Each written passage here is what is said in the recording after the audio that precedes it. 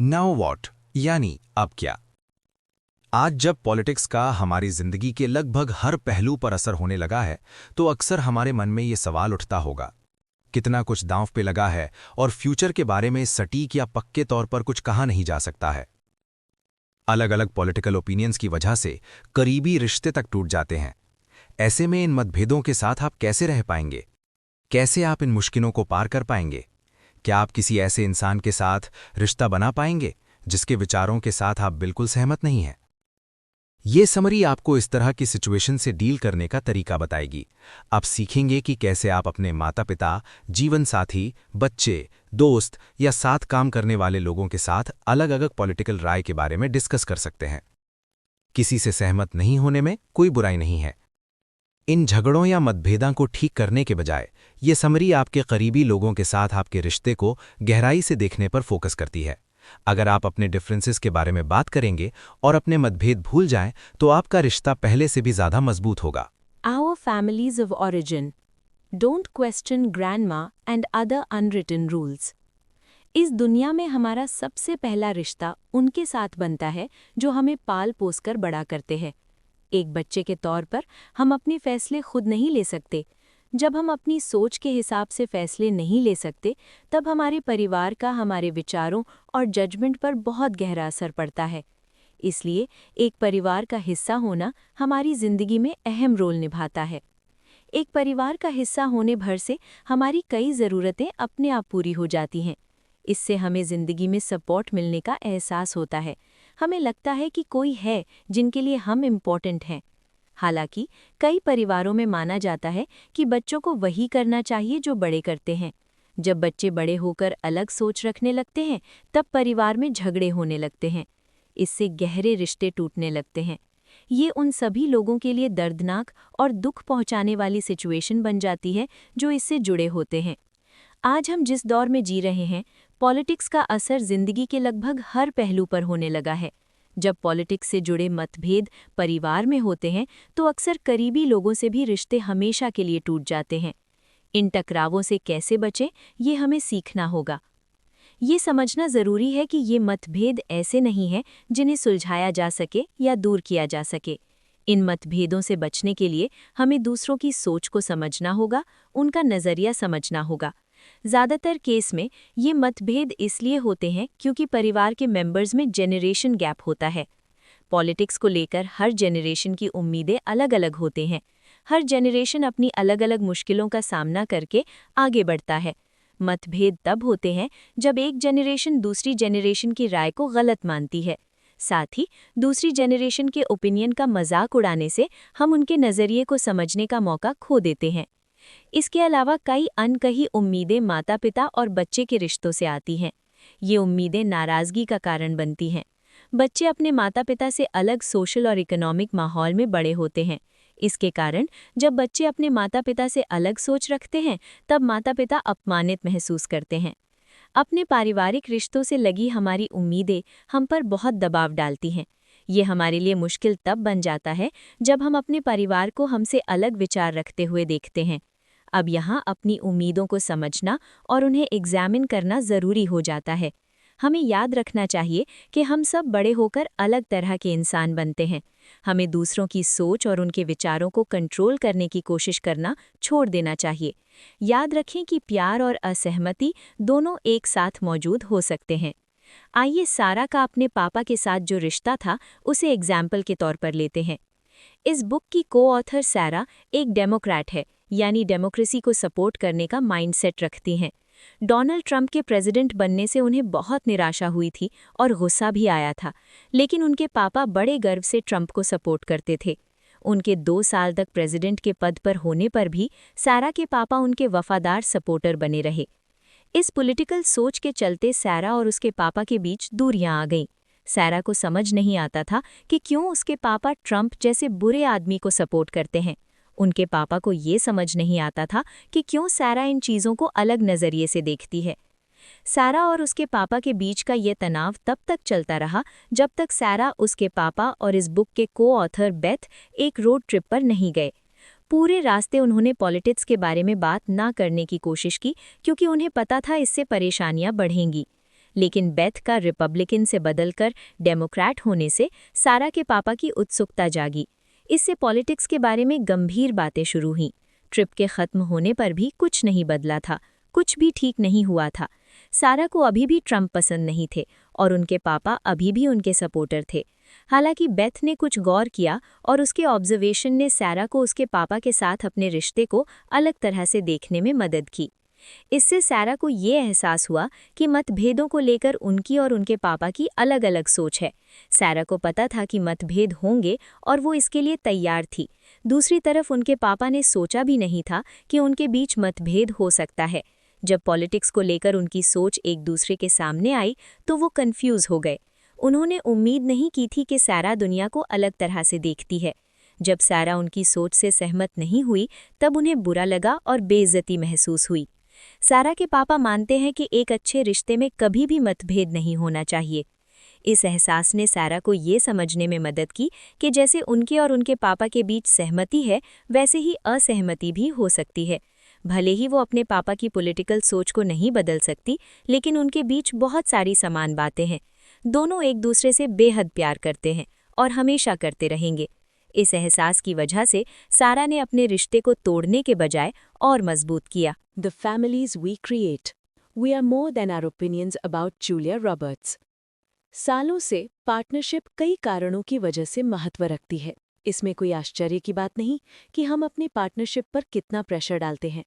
हम एक इंसान से अपनी सारी ज़रूरतें पूरी करने की इच्छा रखते हैं, चाहे वो इमोशनल हो या फिजिकल। जब हम एक इंसान पर इतना प्रेशर डालते हैं तब हमारा रिश्ता खराब हो सकता है। ऐसे समय में पॉलिटिकल मतभेद की वजह से वो रिश्ता अंत में खत्म हो सकता है। ऐसा होने से रोकने के लिए हमें कुछ चीज़ें ध्यान में रखनी होंगी। हमें याद रखना चाहिए कि हर इंसान अपने हिसाब से अलग अलग कारणों की वजह से अपना साथी ढूंढता है और उसकी ज़रूरतें भी अलग होती हैं। इस बात का एहसास होना कि पार्टनरशिप में रहने के अलग अलग कारण हो सकते हैं, उन पर हमारे द्वारा डाले गए प्रेशर को कम कर सकता है।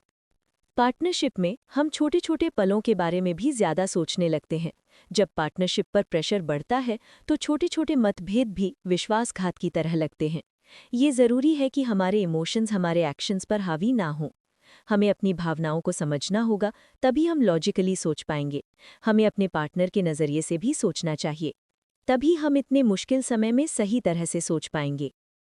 दूसरी बात जो हमें अपनी पार्टनरशिप में समझनी चाहिए वो ये है कि हमारा पार्टनर हमेशा वैसा बर्ताव नहीं करेगा जैसा हम चाहते हैं, खासकर तब जब पॉलिटिक्स की बात हो। इससे कोई फर्क नहीं पड़ता कि हम कितने एक जैसे हैं या कितने अलग हैं। ज़रूरी नहीं है कि हम हमेशा अपने पार्टनर की बात से सहमत होंगे। जब हमारा पार्टनर हमारी बात से असहमत होता है तो हमें ऐसा लगता है कि वो पूरी तरह हमारे खिलाफ हैं और छोटी सी बात बड़ी लड़ाई बन जाती है। ऐसे समय में हमें अपनी फीलिंग्स को समझना चाहिए और अपने पार्टनर से उसके बारे में बात करनी चाहिए। ऐसा करने के लिए हमें उस बात को वहीं छोड़ देना चाहिए। इससे हमें ये समझने में मदद मिलेगी कि हमें उस बात को ज़्यादा इम्पोर्टेंस नहीं देनी चाहिए। ये थोड़ा मुश्किल है, लेकिन हमें अपना रिश्ता बचाने के लिए इस मुश्किल को पार करके आगे बढ़ना होगा। इन तरीकों से हम एक दूसरे के इमोशंस और पर्सनालिटी को समझ सकते हैं। हमें ये समझने की ज़रूरत है कि हम अपने पार्टनर के साथ कई तनाव वाले पल एक्सपीरियंस करते हैं। एक दूसरे की पर्सनालिटी की सही समझ हमें किसी भी बात या मतभेद को बढ़ाने से रोकती है। आइए बेथ का एग्जाम्पल देखते हैं। बेथ का अपने पति चैड के साथ मजबूत रिश्ता है। दोनों बहस या असहमत होने पर खुलकर बात करते हैं। जब भी बड़े फैसलों की बात होती है वो दोनों हमेशा एक जैसा सोचते हैं। हालांकि 2020 के इलेक्शन के दौरान ऐसा नहीं हुआ। बेथ और चैड ने कभी भी डेमोक्रेट्स को अपना वोट नहीं दिया था, लेकिन इस इलेक्शन में बेथ को लगा कि उन्हें वोट देना ज़रूरी है। उन्हें लगता था कि इस इलेक्शन का मकसद सिर्फ पॉलिटिक्स नहीं बल्कि एक अच्छी गवर्नमेंट बनाना है। बेथ ने कई महीनों तक लोगों को मनाने की कोशिश की कि वो डेमोक्रेट्स को अपना वोट दें। इसलिए बेथ को ये जानकर बड़ा धक्का लगा कि चैड ने लिबरेशन पार्टी को अपना वोट दिया था। जब बेथ को पता चला कि चैड ने किसे वोट दिया था तो उन्हें बहुत बुरा लगा और वो बहुत गुस्सा भी हुई। उन्हें लगा जैसे चैड उनकी मेहनत को कोई अहमियत नहीं दे रहे हैं। साथ ही चैड भी बेथ से गुस्सा थे। उन्हें लग रहा था जैसे बेथ उन्हें और उनके एक्शन को कंट्रोल कर रही हैं। उन्हें ऐसा भी लग रहा था कि बेथ उनकी राय की इज्जत नहीं कर रही हैं। दोनों एक दूसरे के एक्शन से बहुत हर्ट हुए थे। इस वजह से दोनों के बीच कई दिनों तक तनाव रहा। उनके लिए भी ये बहुत अजीब था, क्योंकि वो हमेशा किसी भी बहस या झगड़े को बात करके आसानी से पार कर लेते थे। बेथ और चैड ने अपने रिश्ते को टूटने से बचाने के लिए कदम उठाया। इस तनाव को खत्म करने के लिए उन्होंने एक दूसरे को बताया कि वो कैसा महसूस कर रहे थे। अपने इमोशंस को समझकर और एक दूसरे के नज़रिए से सिचुएशन को देखकर उन्होंने इस झगड़े को ख़त्म किया। दोनों ये भी समझे कि दोनों को गुस्सा आया था और इसमें कोई बड़ी बात नहीं है। वो दोनों गुस्सा कर सकते थे। ये सिचुएशन बस एक रुकावट की तरह थी। इस लड़ाई की वजह से कुछ भी खत्म नहीं हुआ था। बेथ और चैड के अलग अलग ओपिनियन हो सकते थे और इसके बावजूद वो एक दूसरे से प्यार कर सकते थे। एक दूसरे की पसंद नापसंद और राय का सम्मान करने से वो अपने रिश्ते को आगे ले जा पाए। Raising citizens. Everything's going to be all right and other lies we tell kids. सब ठीक हो जाएगा। जब भी कुछ गलत होता है तो ये वो शब्द है जो हम अपने बच्चों को बार बार बोलते हैं। माता पिता होने के नाते मुश्किल समय में हमें अपने बच्चे को थोड़ा आराम या दिलासा देने के अलावा और कुछ नहीं चाहिए होता है, क्योंकि हम उनसे प्यार करते हैं। हालांकि कुछ ही लोग इस बात को मानते हैं। जब हम अपने चारों तरफ मुश्किलें देखते हैं और अपने बच्चों को उससे जूझते हुए देखते हैं, तब हमें ये बात झूठी लगने लगती है। आज कुछ ऐसे मुद्दे हैं जिनसे अपने बच्चों को बचाना बहुत मुश्किल हो गया है, खासकर पॉलिटिक्स से। उन्हें पता होता है कि उनके आसपास क्या चल रहा है। हमारे बच्चे कभी कभी कुछ ऐसे सवाल करते हैं जिसका जवाब देना मुश्किल हो जाता है। भले ही सच का सामना करना मुश्किल हो सकता है, लेकिन ऐसी सिचुएशन से भागना भी झूठ बोलने के बराबर ही होता है। इसके साथ ही बच्चे भी खुलकर बातचीत में शामिल होना चाहते हैं। वे पढ़ना चाहते हैं, बढ़ना चाहते हैं और अपने आसपास के लोगों का सपोर्ट चाहते हैं। जब हम इन सब बातों के बारे में अपने बच्चों से बात करते हैं, तब ये ध्यान रखना ज़रूरी है कि हमारी पॉलिटिकल ओपिनियन कैसे उन पर असर डालते हैं। ऐसी बातचीत करने का कोई सही तरीका नहीं होता है। अलग अलग फैक्टर हर इंसान की सोच पर असर डालते हैं, इसलिए जो हमें सबसे सही लगे वो चुनना ही बेहतर है। हालांकि हमें बच्चों को बताना चाहिए कि उनके पॉलिटिकल डेवलपमेंट में हमारा क्या रोल है, और हमें इस बात का ध्यान रखना चाहिए कि हमारे पॉलिटिकल विचार हमारे वैल्यूज़ से मेल खाते हों। ये इस बात से देखा जा सकता है कि कैसे बेथ और सैरा अपने बच्चों से पॉलिटिक्स पर बातचीत करते थे। बेथ की 2 बेटियां हैं, जेन और एलन। जब उन्होंने पॉलिटिक्स के बारे में सवाल किए, तब बेथ ने सबसे पहले उनके सामने सारे फैक्ट रखे और उन पर बच्चों की राय मांगी। जेन ने स्कूल बस में एक लड़के को कहते हुए सुना था कि हिलरी क्लिंटन बच्चों को मार देती है। जब बच्चों के सवाल कोविड-19, ट्रांसजेंडर बिल या फिर स्कूल में हुई शूटिंग के बारे में थे, तब भी बेथ यही तरीका अपनाती थी। बेशक बेथ अपनी बेटियों के सामने अपनी राय रखती थी, लेकिन वो पहले अपनी बेटियों से उनके विचार के बारे में पूछती थी। इससे उन्हें बिना अपनी माँ की राय से इन्फ्लुएंस हुए अपनी खुद की राय बनाने में मदद मिलती थी। वे लोग एक दूसरे के साथ ईमानदारी से बात करते थे। जब बेथ को नहीं पता होता था कि क्या जवाब देना है, तो वो अपनी बेटियों को बता देती थी। अगर किसी बात पर बहस होती, तब उन लोगों को आपस में बात करने और अलग सोच को हैंडल करने का मौका मिलता। जब कोई टॉपिक बच्चों के लिए बड़ा या भारी होता है, तब बेथ को ये जानकर खुशी होती है कि उनके बच्चे उस टॉपिक के बारे में उनसे बात करने के लिए उन पर भरोसा करते हैं। बेथ को ऐसी बातचीत अच्छी लगती थी और ये देखकर और भी अच्छा महसूस होता था कि उनकी बेटियों की ओपिनियन डेवलप हो रही है और वो उसे एक्सप्रेस कर रही हैं।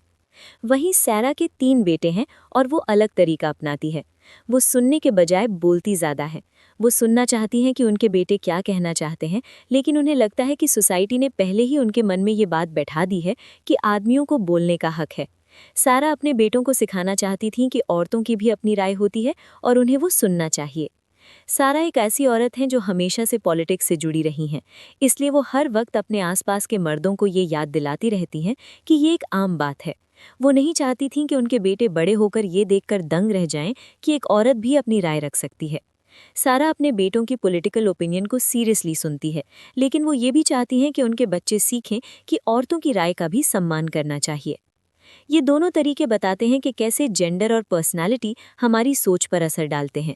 इस बात पर गौर करें कि बेथ और सैरा दोनों अपने बच्चों की ओपिनियन का सम्मान करती हैं। दोनों ही अपने बच्चों को अपने हक के लिए एक जिम्मेदार और जागरूक नागरिक बनाने की कोशिश करती हैं। अपने बच्चों के साथ पॉलिटिक्स के बारे में बात करने के लिए किसी खास पढ़ाई की ज़रूरत नहीं है। हमें बस एक ऐसा इंसान बनने की ज़रूरत है जिन पर हमारे बच्चे भरोसा कर सकें और हमारे साथ सुरक्षित महसूस करें। बच्चों को इस बारे में बात करने की पहल करनी चाहिए। हमें पूरे ध्यान से उनकी बात सुननी चाहिए और जितना हो सके सच्चाई के साथ अपना रिएक्शन रखना चाहिए। हमें बच्चों को ये भी सिखाना चाहिए कि हमारे एक्शन कितने ज़रूरी हैं और याद दिलाते रहना चाहिए कि उनकी आवाज़ भी मायने रखती है। अगर वो अपनी सोसाइटी में कुछ बदलाव लाना चाहते हैं, तो हमें उनका साथ देने के लिए तैयार रहना चाहिए। आखिर में हम सभी का मकसद अपने बच्चों को जिम्मेदार और जागरूक सिटीजन बनाना है। हालांकि सिटीजनशिप एक ग्रुप एक्टिविटी है, हमारे बच्चों पर सिर्फ हमारा ही असर नहीं होता है। हमें बच्चों को उनके आसपास के लोगों के साथ बातचीत करने देना चाहिए। इससे उन्हें ये जानने में मदद मिलेगी कि उनके आसपास ऐसे भी लोग हैं जो उनकी परवाह करते हैं। उन्हें किसी परेशानी से अकेले नहीं जूझना होगा, उनके पास एक कम्युनिटी का सपोर्ट होगा। इस तरह से ये बात कि सब ठीक हो जाएगा झूठ नहीं लगता है। दोस्त हमारी जिंदगी का एक जरूरी हिस्सा होते हैं। हमें दोस्तों की जरूरत होती है। बचपन से ही हमें दोस्त बनाने के लिए इनकरेज किया जाता है। दोस्त बनाने से हमें खुद पर भरोसा होता है और हम मन से मजबूत बनते हैं। दोस्ती हमें और हमारी जिंदगी को एक आकार देती है। ज्यादातर लोगों को लगता है कि दोस्ती सिर्फ उन लोगों से की जाती है जिनकी सोच एक जैसी होती है, या जो एक ही उम्र के होते हैं, या फिर जो आसपास रहते हैं। ज्यादातर दोस्ती ऐसे ही की जाती है, लेकिन ऐसा हर दोस्ती में ऐसा नहीं होता है। कुछ दोस्ती तब होती है जब दो लोगों की सोच अलग अलग होती है। भले ही हमें सिखाया जाता है कि दोस्ती हमारे लिए बहुत ज़रूरी है, लेकिन हमें ये कोई नहीं सिखाता कि दोस्ती को कैसे मजबूत करके बनाए रखें। हम सब ऐसे सामाजिक प्राणी हैं जो दूसरे लोगों पर पूरी तरह निर्भर रहते हैं। फिर भी हम ऐसे समय में जी रहे हैं जहां अकेलापन आम बात हो गई है। जैसे जैसे हम बड़े होते हैं, हम अपने सारे नहीं तो ज़्यादातर दोस्तों से अलग हो जाते हैं। ऐसा इसलिए होता है क्योंकि जब हम छोटे होते हैं, एक ही स्कूल या कॉलेज जाने की वजह से हमारे बीच कई समानताएं होती हैं। हम सभी अपनी ज़िंदगी के एक ही पड़ाव पर होते हैं जो हमें एक दूसरे के करीब ले आता है। बदकिस्मती से जब हम बड़े होकर अपने अलग अलग रास्ते पर चल जाते हैं, तब हम एक दूसरे से दूर हो जाते हैं। हम मुश्किल से उन दोस्तों के टच में रहने की कोशिश करते हैं जो दूर चले जाते हैं। जैसे जैसे दूरियां बढ़ती हैं, हम सोचने लगते हैं कि शायद अब हमें दोस्त बने नहीं रहना चाहिए। ये गलत तरीका है। कई सारी बातों पर कई अलग अलग राय होते हैं। ज़रूरी नहीं कि लोग हर बात पर एक जैसी सोच रखें, खासकर तब जब बात पॉलिटिक्स की हो। कई पर्सनल मतभेद भी आ सकते हैं। इन सब बातों से दोस्ती के बीच दरार आती है। ऐसे में सबसे अच्छा तरीका होगा अपनी दोस्ती को तोड़ने के बजाय मनमुटाव को पहचानें। तब हम पता लगा पाएंगे कि कैसे हम मनमुटाव के साथ जी सकते हैं। इससे दोस्ती मजबूत होगी और हमें ग्रो करने में मदद मिलती है। इससे हम अच्छी दोस्ती टूटने से भी बचा सकते हैं, ऐसी दोस्ती जो हमारे जीवन पर पॉजिटिव असर डाल सकती है। आइए एक एग्जाम्पल से समझते हैं। सारा और एरिन कॉलेज में मिले थे। उस समय उनके बीच कई बातें एक जैसी थीं। दोनों एक ही ग्रुप में थीं। दोनों को अपने अपने पति से प्यार हुआ और दोनों ने एक ही समय पर शादी की। लेकिन कॉलेज के बाद उनके बीच मतभेद बढ़ते गए। एरिन ने अपने पहले बच्चे को जन्म दिया, जबकि सारा प्लान्ड पेरेंटहुड में अपनी जॉब पर ध्यान दे रही थी। जब एरिन कुछ समय के लिए विदेश में थी, तब वे एक दूसरे से काफ़ी दूर हो गए थे। वे दोनों अपनी अपनी लाइफ के अलग अलग पड़ाव से गुजरी। एरिन अपने बच्चों को संभाल रही थी और फौजी जिंदगी की आदत डाल रही थी। वहीं सारा ने लॉ की पढ़ाई की और हिलरी क्लिंटन के प्रेसिडेंट कैंपेन पर काम कर रही थी। सारा और एरिन दोनों की अलग अलग पर्सनैलिटी थी और तनाव से डील करने के उनके तरीके भी अलग थे। एरिन काफ़ी धार्मिक थी, जबकि सारा कभी चर्च भी नहीं जाती थी। हालांकि दोनों के विचारों में सबसे बड़ा मतभेद अबॉर्शन को लेकर था। जो कोई भी उनके बीच के मनमुटाव को सुनता था, वे ये जानकर हैरान रह जाता था कि एरिन और सारा के बीच फिर भी इतनी अच्छी दोस्ती कायम थी। हर साल दोनों एक दूसरे के परिवार के साथ वेकेशन पर जाते थे। उनके बच्चे भी एक दूसरे को कजिन कहते थे और हर बात के बारे में एक दूसरे से बात करते थे। उनकी दोस्ती के बचे रहने का कारण सिर्फ ये है कि उन दोनों ने अपने बीच के मनमुटाव पर काम किया। सारा और एरिन दोनों केंटकी में बस गए और उनके बच्चों का जन्म भी लगभग एक ही समय के दौरान हुआ था। इन समान बातों से उन्हें करीब आने और अपने पॉलिटिकल मनमुटाव पर काम करने का मौका मिला। दोनों की अबॉर्शन को लेकर स्ट्रॉन्ग राय थी। अपने बीच के मनमुटाव को मिटाने के लिए उन्होंने उस बारे में खुलकर बात की। दोनों ने एक दूसरे के नजरिए को समझा। एरिन नीति और धर्म के बारे में बात करती थी, जबकि सारा पॉलिटिक्स और पॉलिसी के बारे में। इस बात को महसूस करने की वजह से उनका दोस्ती का रिश्ता और मजबूत हो गया और वो थोड़ा बहुत एक दूसरे से सहमत भी होने लगी। कभी कभी हम कितनी भी कोशिश कर लें, फिर भी अपने खास दोस्तों को खो देते हैं और एक दोस्त को खो देने का एहसास बेहद दर्द भरा होता है। कारण जो भी हो, हमें इस दुख से बाहर निकलने के लिए खुद को समय देना चाहिए और देखना चाहिए कि हमने इससे क्या सीखा है। अच्छी दोस्ती की ताकत ये है कि वे हमें खुद के बारे में जानना सिखाती है। ये एक्साइटिंग भी हो सकता है और दर्द भरा भी, या दोनों हो सकता है, लेकिन हमें इससे सीख लेनी चाहिए और एक बेहतर इंसान बनना चाहिए। इस भाग-दौड़ भरी जिंदगी में हम अपना पूरा समय अपनी जॉब में लगा देते हैं। हम में से ज्यादातर लोग अपने जीवन का बड़ा हिस्सा काम करते करते गुजार देते हैं। इसीलिए हमें कम से कम काम करने का ऐसा माहौल ढूंढना चाहिए जहां हम सच्चे बने रह सकें। इससे हमारे काम की क्वालिटी में इम्प्रूवमेंट होगा और हमारा माइंडसेट भी बेहतर होगा। ऐसा इसलिए क्योंकि हम अपने काम से एटीट्यूड और पावर डायनामिक सीखते हैं। इसका हमारे पॉलिटिकल राय पर भी असर पड़ता है। जितना ज़्यादा पॉजिटिव हमारा काम करने का माहौल होगा, उतना ही पॉजिटिव हमारा माइंडसेट होगा। हम जैसे हैं वैसे ही खुद की सराहना होते देखना चाहते हैं, लेकिन हम अपने जॉब पर अगर ऐसे ही रहेंगे तो मुश्किल हो सकती है। हमने एक गलती की और हमें काम से निकाल दिया जाएगा। हमें ऐसे लोगों का भी सामना करना पड़ सकता है जो हमें हर बात पर जज करते हैं। चाहे हम कितने भी अच्छे लीडर के नीचे और बेहतरीन कंपनी पॉलिसी के साथ काम कर रहे हों, अगर वो कंपनी हमारे लिए सही नहीं है तो हमें हमेशा अनकंफर्टेबल ही फील होगा। इसीलिए काम करने के लिए सही जगह ढूंढना बेहद ज़रूरी है। ये हमारे काम के प्रति डर और प्रेशर को कम करता है। हम खुद को और दूसरों को कम सख्ती के साथ देखने लगते हैं। सही जगह काम करने से हम स्ट्रॉन्ग बनते हैं और लोगों के प्रति सहानुभूति रख पाते हैं। अपने काम के माहौल में ये ग्रोथ पाने के लिए हमें सबसे पहले ये डिफाइन करना होगा कि हमारे लिए सक्सेस के क्या मायने हैं। काम और सक्सेस के प्रति हमारी सोसाइटी लोगों पर बेतुके दबाव डालती है। पैसा और पावर को सक्सेस का मापदंड माना जाता है। सोसाइटी लोगों को इतना डरा देती है कि वे काम करते करते थककर चूर हो जाते हैं और तनाव में पड़ जाते हैं। अगर हम आगे बढ़कर अपनी सक्सेस की डेफिनेशन खुद तय करेंगे तो इससे हमारा व्यवहार और कॉन्फिडेंस बेहतर होगा। इससे हमें हमारी पॉलिटिकल पावर को सही तरीके से इस्तेमाल करने में भी मदद मिलेगी। बेथ एक लॉ फर्म में काम कर रही थीं। वो जगह उनके लिए सही नहीं थी। इस एग्जाम्पल से हमें ये सीखने को मिलेगा कि गलत माहौल में काम करने का हम पर क्या असर पड़ता है। बेथ एक कम आबादी वाले छोटे से गांव में बढ़ी हुई हैं। इसी वजह से वो ऐसे माहौल में पली बढ़ी थीं जहां सब मिलजुल कर रहते थे। वहां सभी लोग एक दूसरे को अच्छे से जानते पहचानते थे। हर जगह की तरह वहां भी कुछ मुश्किलें थीं, जैसे कि एक दूसरे के बारे में चुगली करना या किसी की निजी जिंदगी में दखल देना। हालांकि हर इंसान खुद को खुलकर वैसा दिखा सकता था जैसा वो था। जब बेथ ने सिंसिनाटी की एक कंपनी में एक वकील के तौर पर काम शुरू किया तो वो जल्द ही समझ गईं कि ये नया माहौल बहुत अलग होगा। पहले दिन से ही वो खुद को सबसे अलग थलग महसूस कर रही थीं। जब वो लॉबी में इंतजार कर रही थीं तो उनके चारों तरफ अच्छे कपड़े पहने हुए ऐसे लोग आ जा रहे थे जो एक दूसरे की ओर देख भी नहीं रहे थे। वे बस अपने फ़ोन पर काम करने में बहुत बिजी थे। ऐसा लग रहा था जैसे उनके आसपास के लोगों ने अपने चेहरे पर नकाब पहन रखा था और कोई भी खुद को जैसे वो हैं वैसे नहीं दिखा रहे थे। जब बेथ लिफ्ट से बाहर आईं तब उन्हें इसी दबाव की वजह से चक्कर आने लगे कि वो अपने साथ काम करने वालों के बीच कभी फिट नहीं हो पाएंगी। 11 साल काम करने के बाद भी वो एहसास अभी तक उनके जहन में बसा हुआ था। उस कंपनी में उनका वक्त बुरा नहीं रहा। उन्होंने वहां दोस्त बनाए, ढेर सारा एक्सपीरियंस भी लिया। बेथ को एक प्रोफेशनल माहौल में काम करते हुए अच्छी सैलरी के साथ साथ कई फायदे भी मिले। उन्होंने इज्जत के साथ पावर भी कमाई। सोसाइटी के हिसाब से उन्होंने सक्सेस अचीव कर ली थी, लेकिन उन्हें अभी भी अपने अंदर कुछ अधूरा अधूरा सा महसूस हो रहा था। बेथ को ऐसा लग रहा था जैसे वो उस जगह के लिए बनी ही नहीं है। वो इस एहसास की वजह से बहुत प्रेशर महसूस कर रही थीं। वो रोज काम से लौटने के बाद रोया करती थीं। बेथ उस लॉ कंपनी में काफ़ी समय से काम कर रही थीं, इसीलिए उन्हें लगता था कि उनके साथ ही कुछ गड़बड़ है। उन्होंने अपनी फीलिंग्स को पूरी तरह नज़रअंदाज कर दिया था। उन्हें ये समझने में काफ़ी समय लगा कि वो उनके लिए सही जगह नहीं है। बेथ ने अपने हिसाब से सक्सेस का स्टैंडर्ड नहीं बनाया था।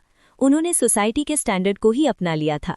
भले ही बेथ को सक्सेस मिली, लेकिन वो तनाव में रहीं और उन्होंने अपने मन की शांति भी खो दी थी। ये तब तक चला जब तक उन्हें इस बात का एहसास नहीं हुआ और उन्होंने वो कंपनी छोड़ने का फैसला नहीं किया। आजकल लगभग सभी ऑफिस बहुत ज़्यादा पॉलिटिकली एक्टिव हो गए हैं।